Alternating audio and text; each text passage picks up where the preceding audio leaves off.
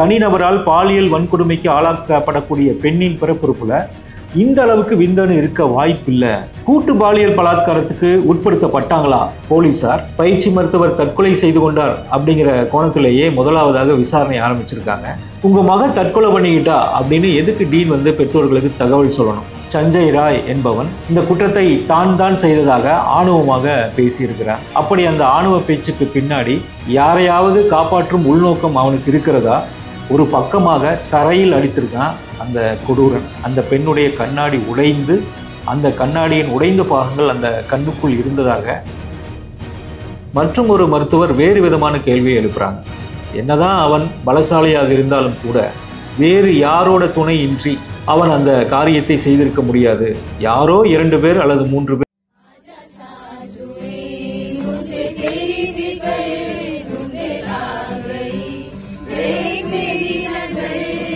Media minds நேயர்களுக்கு வணக்கம். நள்ளிரவில் ஒரு பெண் நடந்து போனால் அன்னைக்கு தான் உண்மையான சுதந்திரம் கிடைச்சிருக்கு நாட்டுக்கு அப்படின்னு காந்திஜி சொன்னார். ஆனால் நள்ளிரவில் ஒரு பெண் நிம்மதியாக படுத்து தூங்க கூட முடியல. அதுதான் இன்னைக்கு நாட்டோட நிதர்சனமாக இருக்குது. நாடு முழுவதுமே நிர்பயா 2 அப்படின்னு சொல்லக்கூடிய அந்த பயிற்சி மருத்துவருடைய பாலியல் கொடூர மரணம் தான் இன்னைக்கு பேசுபொருளாக இருக்குது. இந்த பெண் மருத்துவர் கூட்டு பாலியல் வன்புணர்வுக்கு உள்ளாக்கப்பட்டாரா அப்படின்னு பொதுவெளியில் பலமான ஒரு கேள்வி எழுந்திருக்கு. ஆனால் அந்த கேள்விகளுக்கு பின்னால் வலுவான காரணங்களும் சந்தேகங்களும் முன்வைக்கப்படுகின்றன. இந்த குற்றம் தொடர்பாக கைது செய்யப்பட்ட சஞ்சய் ராய் என்பவன் இந்த குற்றத்தை தான் செய்ததாக ஆணவமாக பேசியிருக்கிறான். அப்படி அந்த ஆணவ பேச்சுக்கு பின்னாடி யாரையாவது காப்பாற்றும் உள்நோக்கம் அவனுக்கு இருக்கிறதா? அல்லது அவனால் காப்பாற்றப்படுகின்ற முக்கியமான நபர் யாராவது இருக்கிறார்களா அப்படிங்கிற ஒரு கேள்வி பொதுமக்கள் மத்தியில் எழுந்திருக்கு. உங்கள் மகன் தற்கொலை பண்ணிக்கிட்டா அப்படின்னு எதுக்கு டீன் பெற்றோர்களுக்கு தகவல் சொல்லணும்? இது 2வது காரணம்.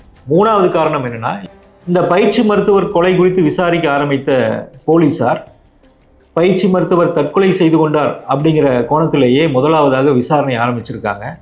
அவங்க ஏன் அப்படி விசாரணை ஆரம்பிக்கணும் அப்படிங்கிற கேள்வியும் எழுது.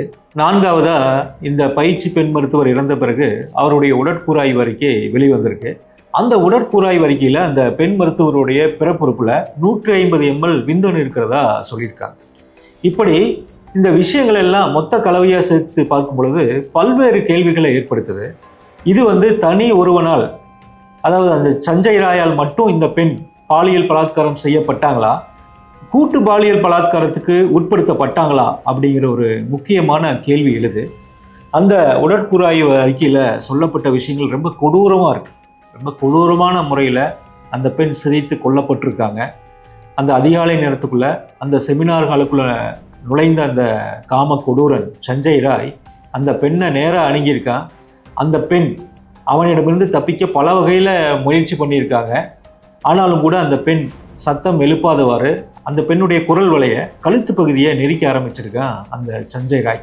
அதனால் அந்த கழுத்து பகுதியில் இருக்கக்கூடிய தைராய்டு சுரப்பி அந்த பகுதி அந்த பெண்ணுக்கு உடைந்து விட்டதாக உடற்கூறாய்வு அறிக்கையில் சொல்லப்பட்டிருக்கு. அதே போன்று அந்த பெண்ணை ஒரு பக்கமாக தரையில் அடித்திருக்கான் அந்த கொடூரன். அதனால் அந்த பெண்ணுடைய கண்ணாடி உடைந்து, அந்த கண்ணாடியின் உடைந்த பாகங்கள் அந்த கண்ணுக்குள் இருந்ததாக, கண்ணுக்குள் காயப்படுத்தி இருந்ததாக, அதனால்தான் அந்த கண்ணிலிருந்து ரத்தம் வழிந்ததாக உடற்கூறாய்வு அறிக்கை சொல்லப்படுது. அது மட்டும் இல்லாமல் கால்களை 90 டிகிரி அளவில் மடக்கி உடைத்திருப்பதாகவும் அந்த உடற்கூறாய்வு அறிக்கையில் சொல்லப்பட்டிருக்கு. அப்படி அந்த பெண் பலத்த காயப்பட்டு தப்பி செல்ல முடியாத அளவுக்கு குற்றுயிரும் கொலையுயிருமாக இருக்கும் பொழுது அவன் அந்த பெண்ணை பாலியல் பலாத்காரம் பண்ணியிருக்கான். ஆனால் இப்படியாக அந்த பெண் சிதைத்து கொல்லப்பட்ட பிறகும் கூட அந்த மருத்துவமனையுடைய டீன் அந்த பிரேதத்தை பார்த்துட்டு அவர்களுடைய பெற்றோருக்கு தகவல் சொல்லும் பொழுது, உங்கள் பெண் தற்கொலை செய்து கொண்டார் அப்படின்னு சொல்வதற்கு எப்படி ஒரு மனதைரியம் அல்லது மன துணிவு அவருக்கு வந்ததுன்னே நமக்கு தெரியல. ஆனால் அதுக்கு பிறகு போலீஸார் விசாரணை ஆரம்பிக்கும் பொழுது கூட இது தற்கொலை அப்படிங்கிற கோணத்திலேயே அந்த விசாரணை ஆரம்பிச்சிருக்காங்க. இதெல்லாம் நமக்கு பெரிய புதிராக, புரியாத புதிராக இருக்கிறது. அதுக்கப்புறம் பயிற்சி மருத்துவர்கள் போராட்டத்தை ரொம்ப தீவிரமாக ஆரம்பித்த பிறகே தான் இந்த விசாரணை அப்படிங்கிறது உண்மை நோக்கத்தை நோக்கி நகர துவங்கியிருக்கு. அந்த பெண் பாலியல் வன்கொடுமை செய்யப்பட்டாங்க, கொடூரமாக கொலை செய்யப்பட்டாங்க, பல்வேறு கொடூரங்களை அவங்க சந்திச்சாங்க. அப்படிங்கிற பொழுது கூட இந்த கொலையை, இந்த பாலியல் வன்கொடுமையை சஞ்சய் ராய் ஒருத்தன் தான் செஞ்சிருப்பான் அப்படிங்கிறத நம்ம உணர தொடங்குறோம். ஆனாலும் கூட அந்த உடற்கூறாய்வு அறிக்கையில் ரொம்ப முக்கியமான ஒரு கட்டம் இருக்கு. அது என்னன்னா, அந்த பெண்ணுடைய பிறப்புறுப்புல 150 ml விந்தணு இருந்ததாக, ஸ்பெர்ம் இருந்ததாக அந்த உடற்கூறாய்வு அறிக்கையில் சொல்லியிருக்காங்க. இதை ஒரு பெண் மருத்துவர் விளக்கமாக விவரிச்சிருக்காங்க. அதாவது தனிநபரால் பாலியல் வன்கொடுமைக்கு ஆளாக்கப்படக்கூடிய பெண்ணின் பிறப்புறுப்புல இந்த அளவுக்கு விந்தணு இருக்க வாய்ப்பில்லை. அதனால இந்த நிர்பயா 2 அப்படின்னு சொல்லக்கூடிய இந்த பயிற்சி மருத்துவர் ஒன்று அல்லது அதற்கு மேற்பட்ட நபர்களால் கூட்டு பாலியல் வன்கொடுமைக்கு உள்ளாக்கப்பட்டிருக்க கூடும் அப்படிங்கிற சந்தேகத்தை எழுப்பியிருக்காங்க. அதே சந்தேகம்தான் பொதுமக்கள் மத்தியிலும் எழுந்திருக்கு. இந்த விந்தணு தொடர்பான புகாரை ஒரு பெண் மருத்துவர் வைத்தாலும் கூட மற்றும் ஒரு மருத்துவர் வேறு விதமான கேள்வியை எழுப்புறாங்க. என்னதான் அவன் பலசாலியாக இருந்தாலும் கூட ஒரு பெண்ணை பாலியல் வன்கொடுமைக்கு உள்ளாக்கும் பொழுது அவன் உணர்ச்சி வசப்பட்ட நிலையில் வேறு யாரோட துணையின்றி அவன் அந்த காரியத்தை செய்திருக்க முடியாது. யாரோ 2 பேர் அல்லது 3 பேர் அந்த பெண்ணுடைய கைகளை பின்புறமாகவோ அல்லது வேறு வகையிலோ அழுத்தி பிடித்திருக்க வேண்டும்.